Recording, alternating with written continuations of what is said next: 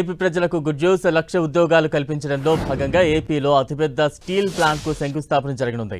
ప్రపంచ ప్రఖ్యాత ఉక్కు ఉత్పాదక సంస్థ ఆర్సెలర్మిట్టల్ నిప్పాన్ స్టీల్ ఇండియా ఏపీలో అతిపెద్ద green field integrated steel plant ఏర్పాటు చేయనుంది.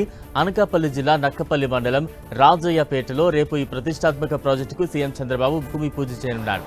సుమారు 1,35,964 కోట్ల భారీ పెట్టుబడితో 5,465 ఎకరాల విస్తీర్ణంలో ఈ స్టీల్ ప్లాంట్ నిర్మాణం జరగనుంది. దీని ద్వారా ప్రత్యక్షంగా పరోక్షంగా సుమారు 1,00,000 మందికి ఉపాధి అవకాశాలు లభించనున్నాయి. మొత్తం 2 దశల్లో ఈ ప్రాజెక్టును పూర్తి చేయనున్నారు. తొలి దశలో 7.3 మిలియన్ మెట్రిక్ టన్నులు, 2 దశలో 10.5 మిలియన్ మెట్రిక్ టన్నుల ఉక్కు ఉత్పత్తి సామర్థ్యాన్ని సాధించాలని లక్ష్యంగా పెట్టుకున్నారు. పూర్తి స్థాయిలో అందుబాటులోకి వస్తే ఈ ప్లాంట్ ఏడాదికి 17.8 మిలియన్ మెట్రిక్ టన్నుల ఉక్కును ఉత్పత్తి చేస్తుంది. దేశీయంగా పెరుగుతున్న ఉక్కు డిమాండ్ను అందుకోవడంలో ఈ ప్లాంట్ కీలక పాత్ర పోషించనుంది.